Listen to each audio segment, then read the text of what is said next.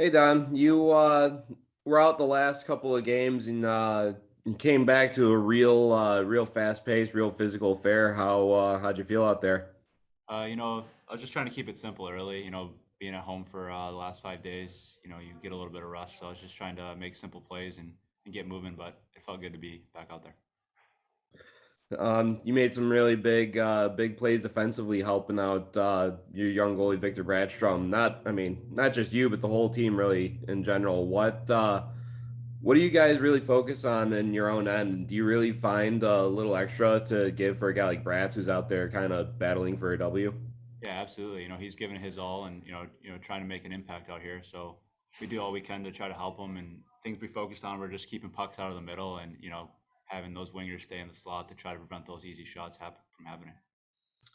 For sure. And coming up next week, you got a tough stretch against Chicago and Manitoba, a couple teams that kind of really had your number this season. But you guys have been playing well, been playing with some confidence. And what do you guys got to do to flip the script against these guys? I think we just got to keep it rolling. Guys have been playing great.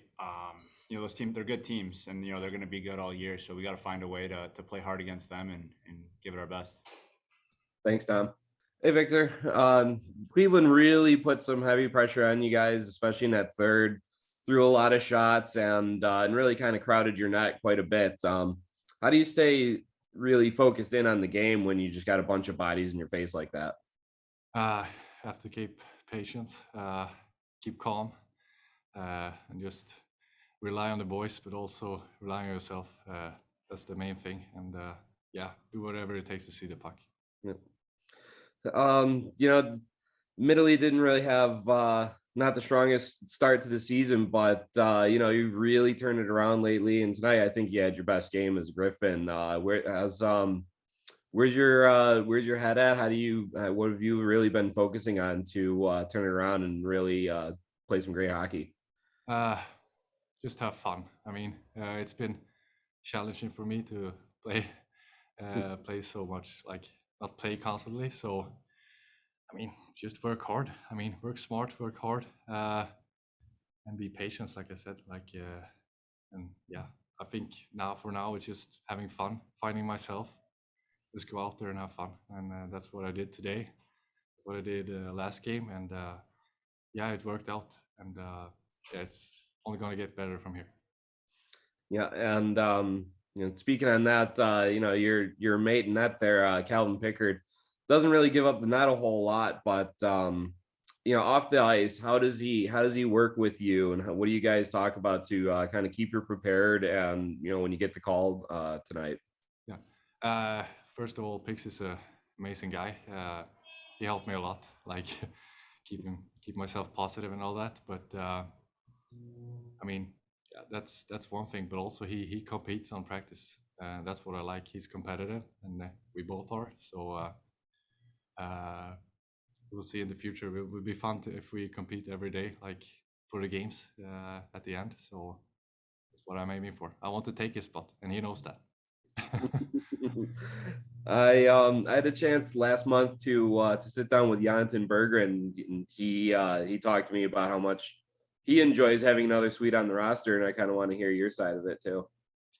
Yeah, I mean, Berg is a close friend for me. I mean, he's a great guy. We have fun together. We live at the same place, stay at the same like room at the hotels and stuff. So yeah, he's like my son. I have to take care of him all the time. It's kind of annoying sometimes, but Thanks, Victor. yeah. Next up, Patrick Williams from the AHL.com. What's up, Victor? As somebody who's still pretty new to North America's game, how are you finding the differences between the AHL and the ECHL? Say that again. Given that you're still new here to North Yeah. America and the different style, Yeah. how are you finding the adjustments or the differences between the AHL and the ECHL? I mean, it's a lot faster. The game is faster, much higher pace. You have to be ready all the time. I mean, that's it. Yeah, you have to be aggressive. Hi. So do you think that having a guy like Calvin Pickard like there with you, who is accepting of the fact that you want his job, do you think that that helps you drive you a little bit? Of course, of course. I mean, and obviously it helps more that he plays good. He plays really good every game. Like I have to push myself every day. That's good. I like being around him. I like to have him as a opponent and a teammate. Great guy. Yeah. Yeah. And then what are you kind of seeing from the guys in front of you? Because it's been a weird season, people going up and down, and then you guys have been playing with a short bench a lot. Not tonight though, but in the past few games, like what are you seeing from your defenders and your teammates? I mean, overall, we've been way better now last couple of games. Like you said, we have been missing some guys, but I think like after all this COVID and stuff, we came closer as a group, and yeah, I think we are way better defensively too, like as a team too. Yeah, and do you feel like you have that good relationship with the defense as well? Oh yeah, for Yeah. sure. They like me. Perfect. Thank you. Hey, Coach. So what do you think the breakdown was tonight towards the end? What I think the breakdown was? Hmm. I thought we played pretty hard the second and third period. I think we just ran out of gas. That's all. Perfect. Yeah. And your special teams, especially your power play, you guys have been like 1 for 18 in the past 4 games. There's still been like some good things that have come out of it other than not scoring. What is your assessment of what the power play is doing and what it can do better? Well, before tonight, I thought, our numbers haven't been indicative of the chances that we've got. We've had really good looks, haven't been opportunistic enough to score some goals up until tonight. And tonight, I thought our power play it stunk. We were outworked. We didn't execute, and we had way too many shots blocked. I mean, when you have a power play in the first minute of a game, a 4-minute power play, and you muster 1 shot, now you give them momentum, and it was just it's unacceptable. And the guys, at the end of the day, we're putting our best offensive players out there, and it's up to them to execute, and it's up to them to compete. So, we're going to work on that this week, and obviously it's a glaring it's a glaring deficiency in our team's game right now. But hopefully we can correct it, and it's not the end of the world. We've got we do have the capability and the talent to dig ourselves out of that rut, and if you get too down with it, it's not going to get any better. So as negative as I'm sounding, we have to stay positive with it and try and find a way to score some goals on it. Yeah. Now, does it help knowing that you have 2 capable goaltenders that can back each other up and you also have each other's backs off the ice? I think goaltending in any league is vital to have success. I think Victor played very well tonight. I thought Pix has been a rock all year long. So, we're only at we played, that was game 28, 27, 28.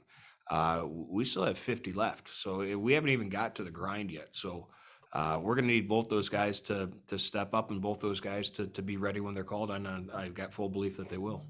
Perfect. Thank you. Coach, you had Dominic Shine return back to the lineup after a couple of games off. He made some huge defensive plays, and as always, he wears his heart on his sleeve. How big was it having a guy like him on the bench and in the locker room?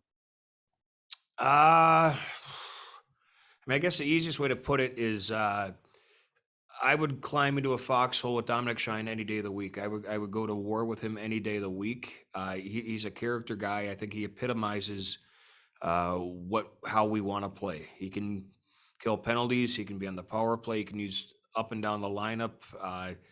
He does wear his heart on his sleeve. He competes extremely hard, and you're seeing a little bit of success this year just because it's the fruits of his labor. And you couldn't be happier for a guy like that to have success right now.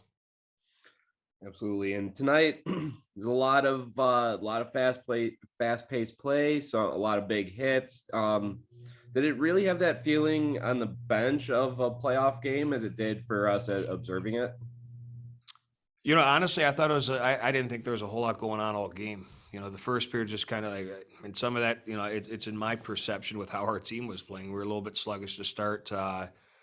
you know, when you have 5.5 minutes of power play time in the first period, and you're getting outshot 13-8 after one, you know, you're a little bit, your perception's probably a little bit distorted, but you know what, there wasn't a whole lot going on. We didn't generate a ton of offense. They generate a lot of their offense from a lot of point shots and traffic and crashing the nets. You know, but you know, they've got a veteran laden team, a deep American League hockey team. So they're a good hockey club. So you know, we did have our hands full, and we've got some guys that are being given opportunities here. And just tonight, like I said, we just ran out of gas, and but for all intents and purposes, we'll take 5 out of 6 points every 3 games.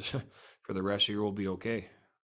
Absolutely. And you know, your point streak's up to 6. Guys are playing good, but next week you got you know, the top 2 teams in the division, Chicago, Manitoba, and frankly, you know, a couple teams that have really had your number this season. But you know, we talked a lot about confidence last night, and really looks like that, you know, maybe outside of the power play, the guys have been looking like they've really been playing pretty confidently. And so what do you really got to do to besides that, to kind of flip the script against these 2 teams coming up here?